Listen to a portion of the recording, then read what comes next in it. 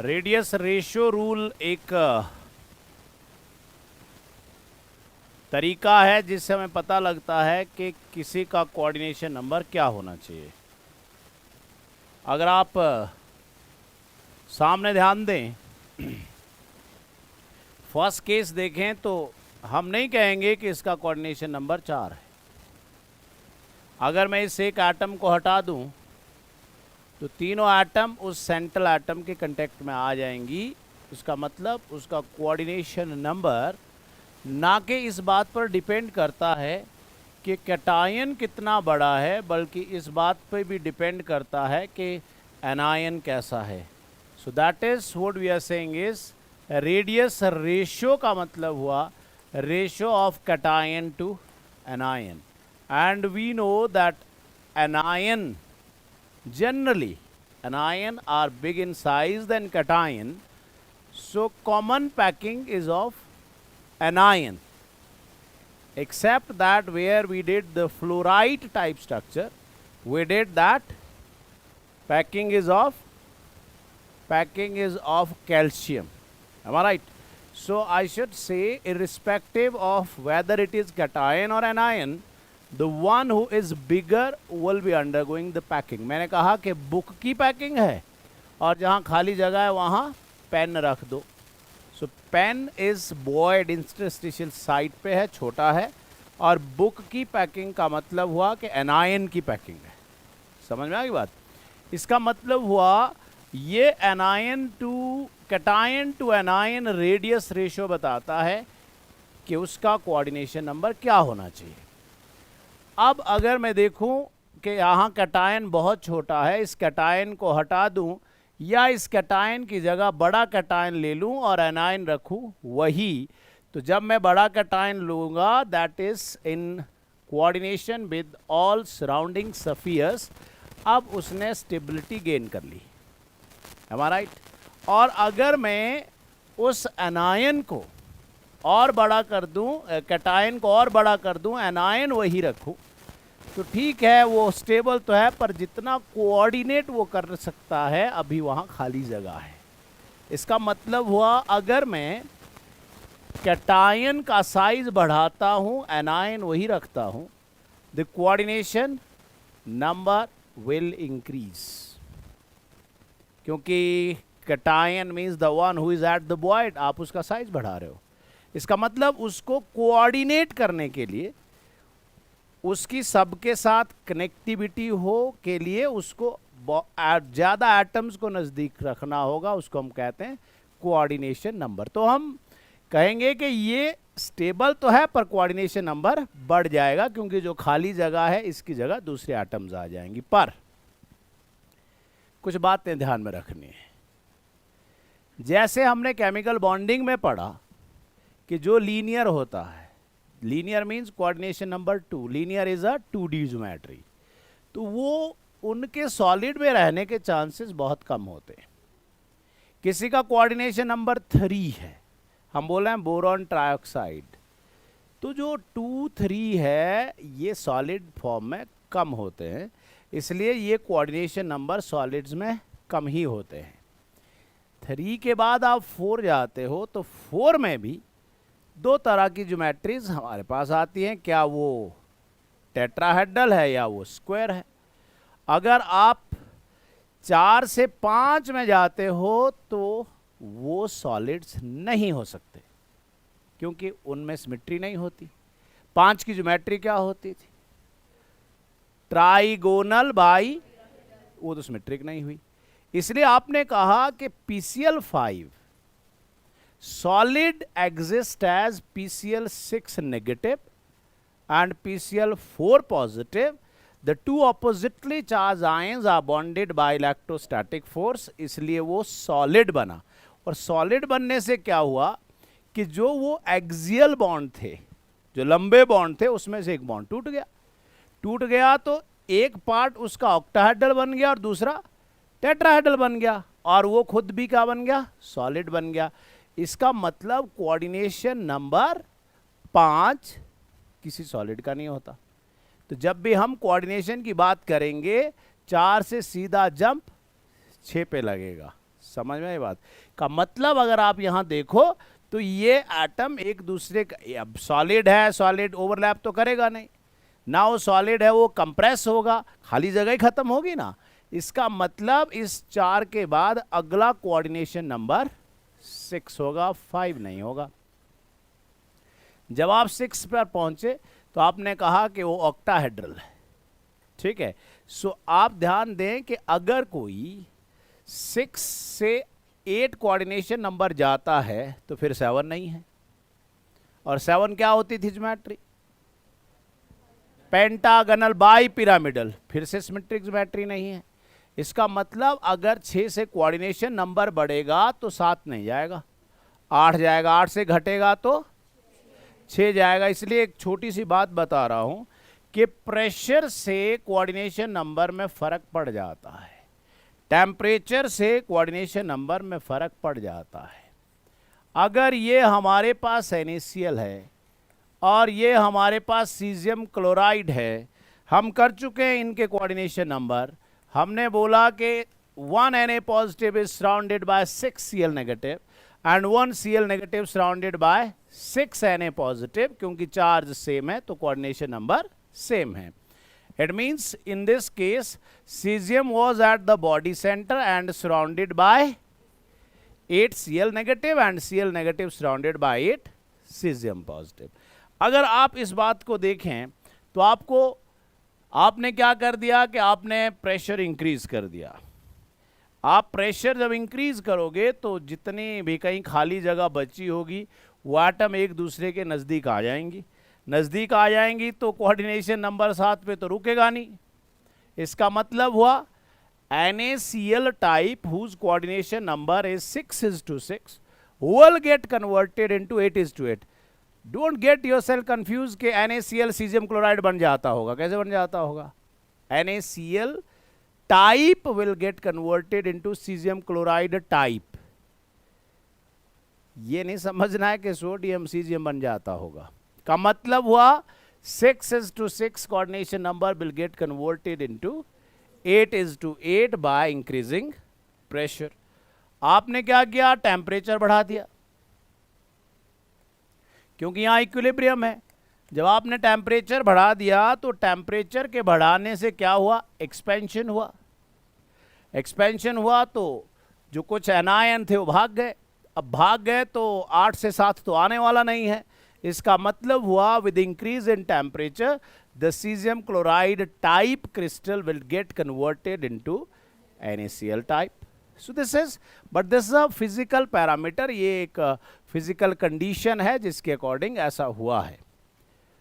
पर ये जो आप कोई भी कॉम्प्लेक्स बन रहा है that is ratio of the radius of cation to that of anion की वजह से बन रहा है। अब इसी रेडियस रेशियो रूल के हिसाब से हम डिफरेंट अगर मैं एक कैटायन का साइज बढ़ा रहा हूं, आप सामने देख रहे हैं, तो पहले तो उसका कोऑर्डिनेशन नंबर अगर मैं देखूं तो 3 था, क्योंकि 4 में तो वो कोऑर्डिनेट नहीं कर रहा है। फिर उसका कोऑर्डिनेशन नंबर 4 हो गया। फिर आप उस कैटायन को और बढ़ा रहे हो, एनायन सेम ही है। इसका मतलब अब 4 के बाद 5 नहीं होगा, अब कोऑर्डिनेशन नंबर 6 हो जाएगा। ठीक हो गया। अब इस रेडियस रेशियो रूल के बेसिस पर हम कैटायन टू एनायन की रेंज निकालते हैं। मैंने कहा कि जो फर्स्ट केस है, फर्स्ट केस का मतलब हुआ कि भाई 0 से 0.155, ये जो केस है ये लीनियर का है और सॉलिड लीनियर कम ही होते हैं, इसलिए आपको इसका कोई न्यूमेरिकल रेयरली मिलने वाला है। अगर हम 0.155 से 0.225 करें तो आपकी बुक में तो रेशियो भी 0.225 से शुरू किया हुआ है, क्योंकि is talking about tetrahedral and after that. तो अगर आप बोरोन ऑक्साइड देखें तो उस बोरोन ऑक्साइड में वो रेंज जो रेडियस की रेंज है वो इस रेंज में आएगा, ट्राइगोनल होगा, और 0.225 से 0.414 जो मोस्ट वाइडली हम यूज कर रहे हैं। और इसका फायदा क्या है सामने कुछ बताया जा रहा है। हमें कहा गया क्या टेट्राहेड्रल बॉयड में इस रेडियस का एनायन फिट हो जाएगा, कैटायन फिट हो जाएगा, उसमें एनायन का रेडियस क्या होगा, कैटायन का क्या होगा। जब वो टेट्राहेड्रल बॉयड बोलता है तो हम जो लोएस्ट रेडियस है हम बोलेंगे इतना होगा तो फिट होगा। इसलिए जब आप कोऑर्डिनेशन नंबर 4 में कोई भी क्वेश्चन आपको पूछा जाएगा तो रेफरेंस रेंज आप जो उसकी लोएस्ट वैल्यू है उसको लोगे। So r positive by r negative will be 0.225। अब उसने कहा कि एक कैटायन है जिसका रेडियस इतना है, क्या मैं उस बॉयड में डाल सकता हूं जहां पे एनायन का रेडियस वो देगा। अब आपने क्या कर दिया, उस कैटायन के रेडियस, वो तो उसने बोला कि फिट करना है, आपने उस 0.225 को आर नेगेटिव से मल्टीप्लाई करके ये बता दिया कि बॉयड का रेडियस इतना है। अब अगर उस आने वाले कैटायन का रेडियस उस बॉयड से बड़ा हुआ तो नहीं फिट कर सकते, अगर उस आने वाले कैटायन का रेडियस उस बॉयड के रेडियस से छोटा होगा तो फिट कर सकते हैं। सो वो इतना ही पूछेगा कि क्या हम फिट कर सकते हैं या नहीं कर सकते हैं। तो अगर इस तरह का क्वेश्चन आता है तो आप उसको इस तरह से करोगे। और बिल्कुल वैसे ही ऑक्टाहेड्रल बॉयड में आप जो रेडियस रेंज लोएस्ट होगी वही रेफरेंस लोगे। तो जहां ऊपर वाला केस टेट्राहेड्रल का केस था, ऑक्टाहेड्रल के केस में यही रेडियस रेशियो रेंज आप लोगे 0.414। किसके लिए बोला?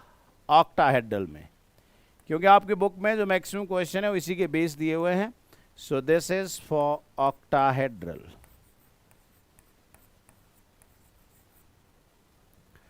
अब जो 0.225 से 0.414 है वहां से शुरू हुआ टेट्राहेड्रल और silver halides. Silver halides, the only silver halide who is tetrahedral is AgI। ये समझना इसलिए जरूरी होगा क्योंकि आगे हम करने वाले हैं इम्परफेक्शंस, करने वाले हैं डिफेक्ट्स। डिफेक्ट्स किसके बेसिस पे होंगे? जिस बेसिस पर उसका कोऑर्डिनेशन नंबर होगा। So the only silver halide who is ZnS type, मतलब ZnS में क्या होता था? टेट्राहेड्रल बॉयड्स थे। तो टेट्राहेड्रल बॉयड या टेट्राहेड्रल वाला एक ही सिल्वर हैलाइड है जिसका नाम है सिल्वर आयोडाइड। इसके अलावा सिल्वर ब्रोमाइड, सिल्वर क्लोराइड, जैसे जैसे हम आगे जाते रहेंगे उनकी बात भी करेंगे, पर सिल्वर ब्रोमाइड उन सब में बिल्कुल एक्सेप्शनल केस होगा। और वो एक्सेप्शन क्यों है उसका अंदाजा भी आप यहां लगा सकते हैं। कैसे? अगर आपके पास AgF है, ठीक है, AgF, F सारे हैलाइड्स में सबसे छोटा है, राइट। आपके पास है AgI, आप क्या कर रहे हो कि R पॉजिटिव को सेम रख रहे हो, Ag पॉजिटिव, और डिनोमिनेटर को बढ़ा रहे हो। अब आप सोचो जब वहां F निगेटिव डिनोमिनेटर में होगा तो रेशो हाई होगा, Cl नेगेटिव होगा तो रेशो थोड़ा कम हो गया, बट I नेगेटिव होगा तो रेशो, और वो फॉल कर गया टेट्राहेड्रल रेंज में, राइट। इसका मतलब हुआ AgCl किया तो वो फॉल कर गया NaCl टाइप में, राइट। AgBr, ये Br नेगेटिव ना ही तो बहुत बड़ा है ना ही बहुत, this fluctuate between ZnS and NaCl type. इसलिए आप सामने ध्यान दोगे तो ये कोऑर्डिनेशन नंबर 4 में भी AgBr आपको दिखेगा, और जहां आपने NaCl type, sodium chloride type लिखे हैं आपको AgBr वहां भी दिखेगा। इसलिए आगे जाके जब हम डिफेक्ट्स की बात करेंगे तो NCERT की लाइन बोलती है AgBr टेट्राहेड्रल वाले भी शो करता है और ऑक्टाहेड्रल वाले भी शो करता है। मैंने बता दिया ऐसा क्यों होता है। पर I नेगेटिव क्योंकि बहुत बड़ा है तो इसलिए वो टेट्राहेड्रल जोन में पड़ेगा, इसलिए वो टेट्राहेड्रल वाले ही डिफेक्ट्स शो करेगा। अब अगर हम इस रेडियस रेशियो को ढंग से ऑब्जर्व करें तो 0.414 से 0.732 अगर हम देखें तो उसमें दो तरह की ज्योमेट्रीज आती हैं। हमने कहा कि 4 कोऑर्डिनेशन नंबर भी दो तरह का होता है, एक टेट्राहेड्रल और एक स्क्वायर प्लेनर है। स्क्वायर प्लेनर में जो रेडियस की रेंज होती है वो ऑक्टाहेड्रल के बराबर होती है, क्योंकि ऑक्टाहेड्रल और स्क्वायर प्लेनर में मेन एक्सिस ऐसा होता है। Square planar square by pyramidal is octahedral, am I right? इसलिए जो रेडियस रेशियो रेंज है, आप इन चीजों को नोट कर लें, this very very important one, कि रेडियस रेशियो रेंज स्क्वायर के लिए हालांकि कोऑर्डिनेशन नंबर 4 है, फिर भी रेडियस रेशियो रेंज वही आएगी जो ऑक्टाहेड्रल टाइप के लिए होती है, क्योंकि और इसमें मेनली आपको दिखेंगे कॉपर हैलाइड्स, कॉपर क्लोराइड है, कॉपर ब्रोमाइड है, कॉपर आयोडाइड है, या आप जेलिना बोलते थे HGS को, या बेरियम सल्फाइड है, तो वो सारे कौन है? वो है स्क्वायर प्लेनर टाइप। अब वो स्क्वायर प्लेनर टाइप तो हैं, बट रेडियस रेशियो रेंज वही है, यस और नो? AGBR खास था यहां। अब वही रेडियस रेशियो रेंज आप देख पा रहे हो कि भाई आगे भी वही रेडियस रेशियो रेंज है, पर वहां ऑक्टाहेड्रल है, तो वो है NaCl टाइप, जिसमें सारे अल्कली मेटल हैलाइड, चाहे वो NaBr NaCl कोई भी हो, सब जिसमें है सारे oxide and sulphide of alkaline earth metals, जिसमें है silver bromide along with silver chloride. तो वो रेंज आपको कोई भी ये पूछा जाएगा तो आप लोएस्ट रेंज लेंगे कि लोएस्ट रेंज उसके लिए क्या होनी चाहिए। ठीक हो गया। जितना आप आइए आगे तो आप देखते हैं सीजियम पॉजिटिव। सीजियम पॉजिटिव एक बड़ा कैटायन है। अब आपको खुद समझना चाहिए कि Na पॉजिटिव और सीजियम पॉजिटिव में सीजियम पॉजिटिव का रेडियस बड़ा होगा, तो डिनोमिनेटर तो दोनों में सेम है, तो वो रेडियस रेशो रेंज बढ़ जाती है, जिस वजह से उसका कोऑर्डिनेशन नंबर बढ़ जाता है और वो फॉल करता है सीजियम क्लोराइड टाइप के होते हैं, थैलियम ब्रोमाइड और ammonium bromide. So ammonium bromide भी caesium chloride type crystal structure देता है। हालांकि ये अचीव करना, रेडियस रेशो 1 अचीव करना बहुत मुश्किल है, और अगर वो 1 अचीव हो गया तो वहाँ कोई एलिमेंट्स ही हो सकते हैं। मैंने कहा था all the noble gases except helium are CCP। Helium is, सामने कुछ दिया हुआ है जिनको आपको रिमेंबर रखना होगा, सारे अल्कली मेटल्स HCP हैं, chromium, vanadium, molybdenum, zinc, noble gas CCP except helium who is HCP। और CCP में आएंगे iron, cobalt, silver, nickel, aluminium, platinum and gold. तो ये रेडियस रेशियो रूल हमें न्यूमेरिकल में बड़ा हेल्पफुल रहेगा। आपको कैटायन और एनायन का रेडियस दिया होगा, बताएगा इसका कोऑर्डिनेशन नंबर कितना होना चाहिए। अब यही हमें बताना बहुत ज़रूरी है एक बात, क्योंकि अभी हम पैकिंग फ्रैक्शन की तरफ आ रहे हैं कि NaCl अगर आप देखें तो NaCl इस रेंज में फॉल करेगा, यस सर नो? और NaCl को जब हम बनाया था स्ट्रक्चर तो Cl negative was at the corner, was at the face centre, Na positive was at the body centre and edge centre, और उसको हमने FCC ना कह के एक्सपेंडेड FCC लिखा है। इसका फर्क बहुत आगे तक पड़ेगा। वो क्यों लिखा है कि इस रेडियस रेशियो रेंज में परफेक्टली बैठने के लिए जो रेडियस है वो 0.414 होना चाहिए, am I right? जबकि Na positive by Cl negative का radius ratio that is around 0.52 किसके बराबर है? 0.5 के आसपास है। 0.5 का मतलब हुआ कि पूरी तरह से कोऑर्डिनेटेड नहीं है, होना कितना चाहिए था परफेक्ट के लिए 0.414, इसलिए उनको क्या करना पड़ेगा, एक्सपेंड। इसलिए उस NaCl को हम FCC नहीं कहते, बल्कि उस NaCl के स्ट्रक्चर को हम कहते हैं एक्सपेंडेड FCC। और इसका फर्क आपको आगे दिखेगा। इसका फर्क आपको आगे दिखेगा जब आप डेंसिटी के लिए एज निकालोगे। इसका फर्क वहां दिखेगा अभी जब हम डेरिवेशन करेंगे, क्योंकि वो नहीं किया अभी, तो आपको पता लगेगा कि यहां particularly in case of NaCl बेशक ये FCC है पर एक्सपेंडेड FCC है। Exceptionally for NaCl edge is 2 into distance, जबकि FCC की एज और डिस्टेंस की ये रिलेशनशिप नहीं होती।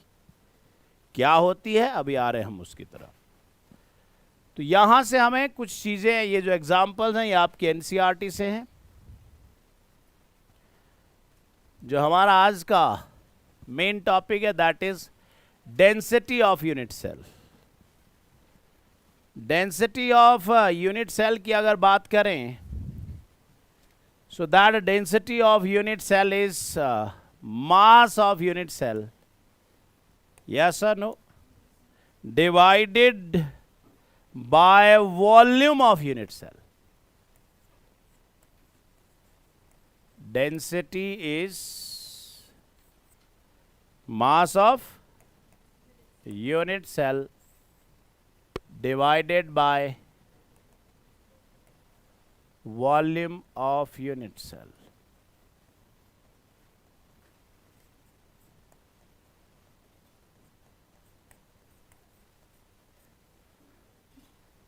अब जो यूनिट सेल है उसमें लेंथ नहीं होती, उसमें एज होता है। Volume of unit cell. अब बताओ जी मास ऑफ यूनिट सेल क्या होता है? Mass of unit cell, mass of unit cell मतलब कितने एटम है और एक एटम का मास कितना है। So mass of unit cell is equal to number of atoms, number of atom मतलब Z into mass of one atom. Yes और नो? ये जो आप Z लिख रहे हो ये किसी एलिमेंट के लिए तो नंबर ऑफ एटम्स हैं, पर किसी सॉल्ट के लिए ये नंबर ऑफ फॉर्मूला यूनिट्स हैं। तो अगर आपसे नंबर ऑफ फॉर्मूला यूनिट्स पूछे जाते हैं तो आप यहां से निकाल सकते हैं, प्रोवाइडेड आपको बाकी चीजें दी हुई हो।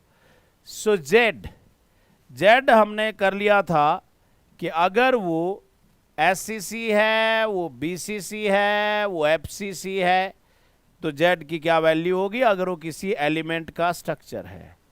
या तो SCC है या BCC है या FCC है। तो अगर वो SCC है तो Z 1 था, BCC है तो 2 था और FCC है तो 4 था। अब अगर हम वॉल्यूम ऑफ यूनिट सेल की बात करें या इसी Z की बात करें हम किसी आयनिक कंपाउंड के लिए, किसी NaCl टाइप स्ट्रक्चर के लिए, वो जब भी क्वेश्चन पूछता है जो आपके सिलेबस में स्ट्रक्चर्स हैं उन्हीं के बेस पूछता है, वो अलग अलग उनसे बाहर नहीं जा सकता। का मतलब हुआ अगर वो सीजियम क्लोराइड टाइप है, किसी कंपाउंड की बात हो रही है, तो उसका Z 1 होगा। अगर वो किसी NaCl टाइप है, हमने पढ़ा था, Z 4 होगा। अगर वो CaF2 टाइप है तो हमने पढ़ा था Z4 होगा। अगर वो ZnS टाइप है Z4 होगा। अगर वो anti fluoride type Li2O type है तो भी Z4 होगा।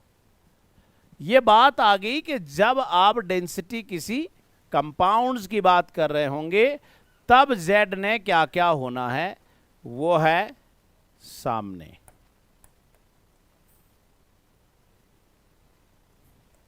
अब बात आई कि volume of unit cell. Volume of unit cell के लिए मास ऑफ यूनिट सेल कर दिया आपने Z into M upon Na। Mass of one atom क्या होता है, gram atomic mass upon Avogadro number. So this is into A cube. पर वो जो A है वो मेनली काय में होता है, पिकोमीटर में होता है। अब जो डेंसिटी है भाई वो तो ग्राम पर सेंटीमीटर क्यूब में है, इसलिए उस पिकोमीटर को आपने कन्वर्ट कर देना है सेंटीमीटर में। And 1 picometre is 10 raise to the power -10 centimetre. तो अगर A की कुछ वैल्यू हुई तो ये भी क्यूब हो जाएगा और 10 रेज टू द पावर -30 ग्राम पर सेंटीमीटर क्यूब हो गई डेंसिटी। यस और नो? जिसका मतलब हुआ कि उस चीज को हम डेंसिटी ऑफ यूनिट सेल को हम लिख सकते हैं यहां कि हमारे पास अब आ गया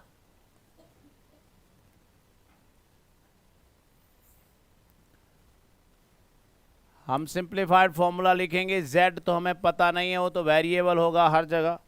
जो कांस्टेंट है एटॉमिक मास भी कोई कांस्टेंट नहीं है। जो कांस्टेंट है वो है ये Avogadro number into 10 raise to the power 23। जो है कांस्टेंट वो है ये, जो है वेरिएबल वो है A।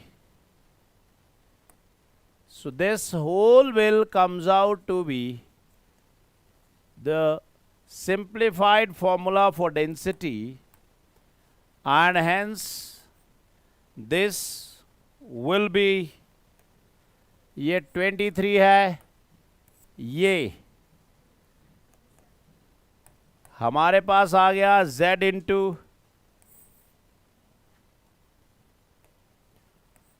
Z into gram atomic mass into 10 raised to the power 7 divided by approximately 6 into A cube gram per centimeter cube।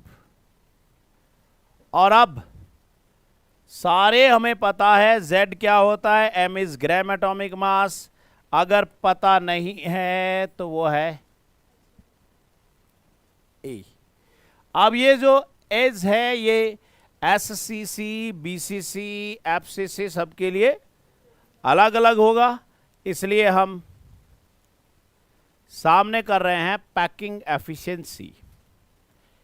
Packing efficiency से हमें दो बातें मिलेंगी। एक तो मिलेगी कि कितनी पैकिंग कौन से में ज़्यादा अच्छी है, और दूसरी बात जो मिलेगी जो अभी आपने लिखा उसका आंसर कि A कैसे निकालें। अगर आप सामने देखें तो ये SCC है। पैकिंग एफिशिएंसी क्या होती है?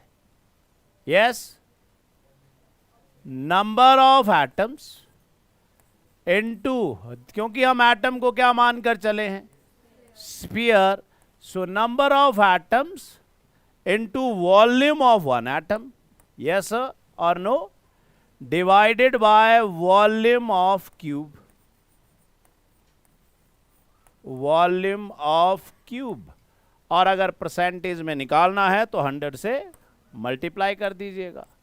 It means this is Z into 4 into pi R cube upon a cube into 3, yes or no, multiplied by 100, that is packing efficiency in percentage.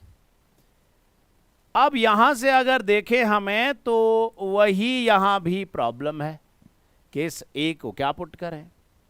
अब हम अगर ध्यान दें सामने तो हमें पता लगता है कि इस एटम के इस कॉर्नर से लेके उस कॉर्नर तक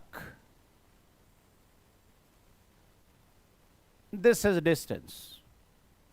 और हम बात साफ कर चुके थे, अगर ये सॉलिड ना होता, सॉलिड में ओवरलैप नहीं होता, सॉलिड में वैन डर वाल्स फोर्स होती है, इसलिए सॉलिड में half of inter nuclear distance जो आप लेते हो, आपने साफ लिखी एक बात कि हम एटॉमिक रेडियस एब्सोल्यूट वैल्यू नहीं निकाल पाएंगे, क्योंकि अकेली एटम तो हमें मिलेगी नहीं, वो एटम दूसरे के साथ किसी ना किसी तरीके से बॉन्डेड होगी. पर वहीं हमने एक जगह लिखा था कि जो वैन डर वाल्स फोर्स होती है वो मेनली सॉलिड में होती है या नोबल गैसेस में, जो ओवरलैप नहीं करती हैं. तो हमने कहा था कि van der Waals radius is very close to the absolute value of atomic radius, और इसलिए हमने कहा था कि वैन डर वाल्स रेडियस बड़ा होता है क्योंकि उसमें ओवरलैप नहीं होता. तो मैं कहता हूं कि यहां से यहां अगर ये डिस्टेंस d है तो इस d का आधा रेडियस है, राइट, और ये उस क्यूब का एज है. तो यहां से हमें दिख रहा है कि जो एज है that is equal to 2r. दिख रहा है नहीं दिख रहा है? और अगर वो 2r के बराबर है तो पैकिंग एफिशिएंसी हम कह सकते हैं कि कितनी है. सो पैकिंग एफिशिएंसी हमारे पास आ जाएगी, कौन है ये, SCC. What is Z? 1 into 4/3 pi r cube divided by 8r cube और 2r का क्यूब. यस और नो? जिसको हम कैलकुलेट करते हैं और करने के बाद हमें पता लगता है कि 0.52 है या 52, एग्जैक्टली 52.4% आता है. इसका मतलब हुआ कि SCC भी कोई बड़ी अच्छी पैकिंग नहीं है, क्योंकि सिर्फ 52%, ऑलमोस्ट 50% पैकिंग आ रही है. 100% तो किसी सॉलिड में अचीव हो ही नहीं सकती, क्योंकि ओवरलैप तो करता नहीं है. अब यहां अगर ध्यान दें हम तो हमें पता लगता है कि R is distance by 2. Yes और no? It means A is equal to 2 into distance by 2.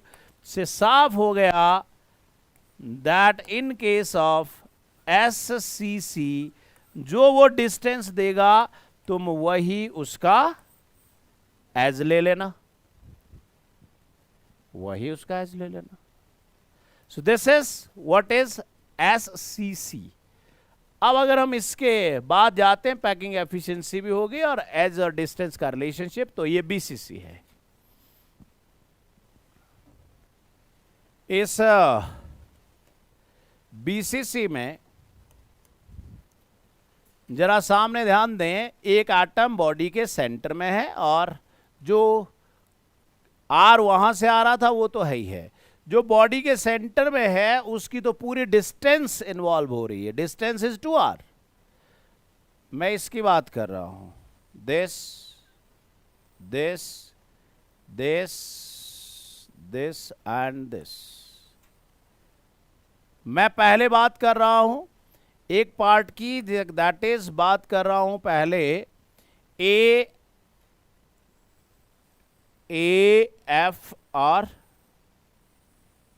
D की बात कर रहा हूं. In this AFD, what we should write is A D ए नहीं, ए डी नहीं बल्कि ए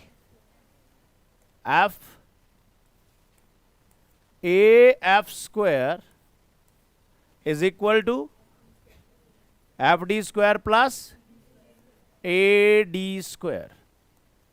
तो ए डी स्क्वायर तो कौन है, एच जी है ये तो। पर आप देखो कि ए एफ स्क्वायर कौन है, आर, 2r और r कितना हो गया 4r, मीन्स 4r का square is AD. AD is nothing but is S. It means this is A square plus FD square तो पता नहीं है, वो तो निकाल के करना पड़ेगा। तो अब हमने कुछ दूसरे एंगल से देखा कि इस FD को निकाला जाए, यस और नो। एफडी को निकालने के लिए क्या कहें हम, इन ईएफडी, नहीं ईएफडी। ईएफडी में देखें तो कौन आया, FD square. FD square is equal to E F square plus E D square. और बेटा ये तो दोनों क्या हैं, ये तो दोनों एजिज है। It means F D square is A square plus A square means 2a square, yes sir no. यहां से इस एफ डी की वैल्यू ऊपर पुट कर देते हैं। It means from here we will get 16 r square is equal to 3a square. Yes or no? So from here we should say 16r square upon 3 under the root is equal to s. Yes or no? चलिए करिए solve. This will comes out to be 4 into r divided by root 3.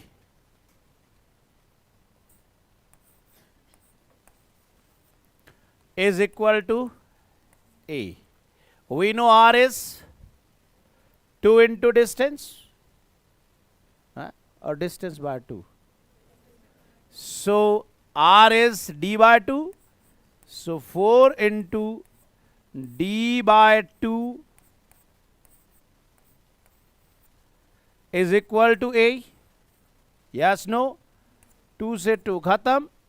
That is distance is root of 3 by 2 into s.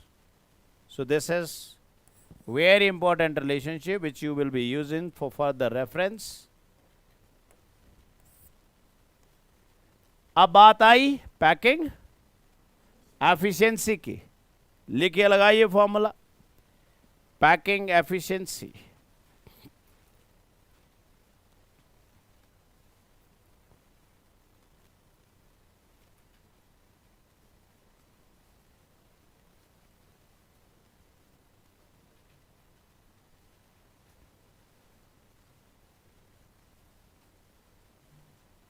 तो packing efficiency हमारे पास आ गई 2 into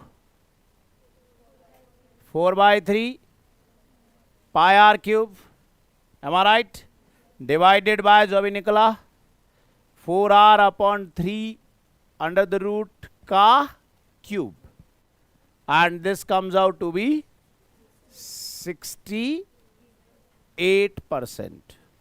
is it okay? पर यहां से जो हमें मेन इंपॉर्टेंट था वो थी रिलेशनशिप। चलिए जी आप खुद करिए एफ सी सी। ये इस टाइम हम फेस देख रहे हैं।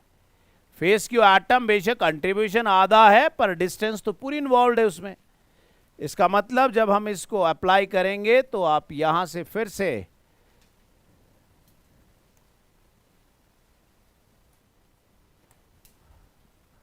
This is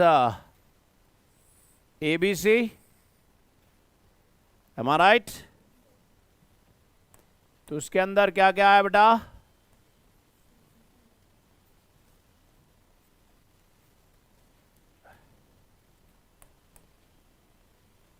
आ गया जी AC square.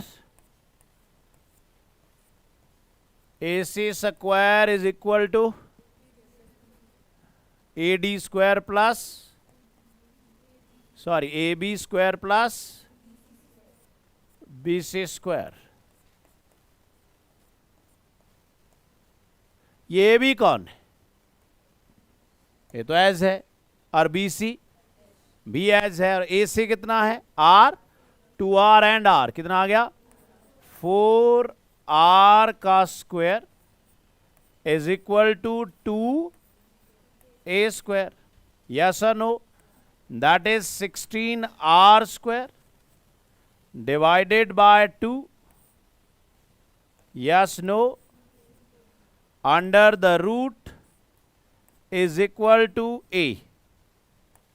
Yes or no? So from here we will get 8 is 2 root 2. 2 root 2 into R divided by nothing. यही आया? Is equal to A. And we know R is D by 2.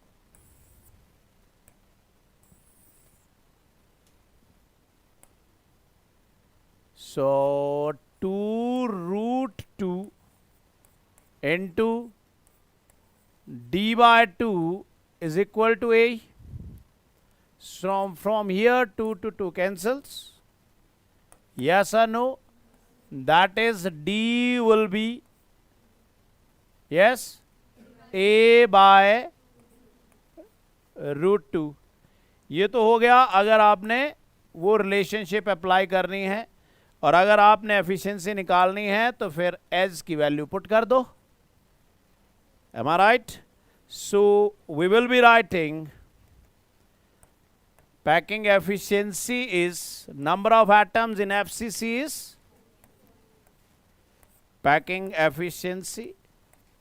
Number of atom is 4 into 4 by 3 pi r cube divided by A cube. A cube कितना है?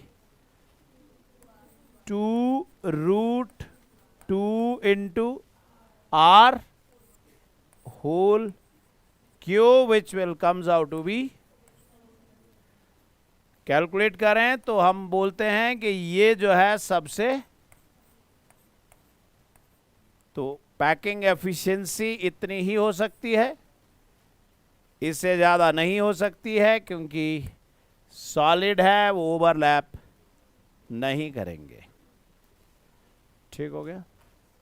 So this is, आपको जो जो relationship मिली वो सब ये थी. चेक कर लें.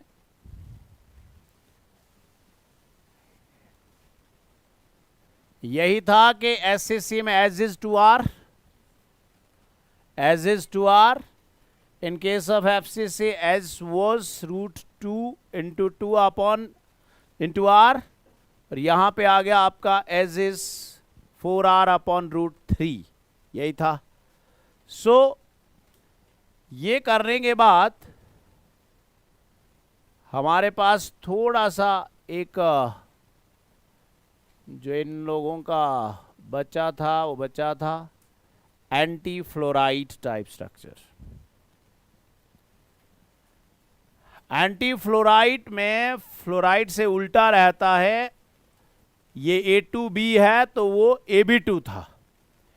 तो A2B का मतलब हुआ B की वैलेंसी 2 है और A की 1 है. इसलिए हमने कहा कि इसके अंदर अल्कली मेटल ऑक्साइड्स आते हैं, जिसमें जो ऑक्साइड्स हैं दे ऑक्युपाई द FCC अरेंजमेंट या CCP अरेंजमेंट. आप देख सकते हैं कॉर्नर पर हैं, फेस सेंटर पर हैं, तो कॉर्नर से कंट्रीब्यूशन 1 आ गया और फेस सेंटर से 6/2 3 आ गया, ऑक्साइड 4 हो गए।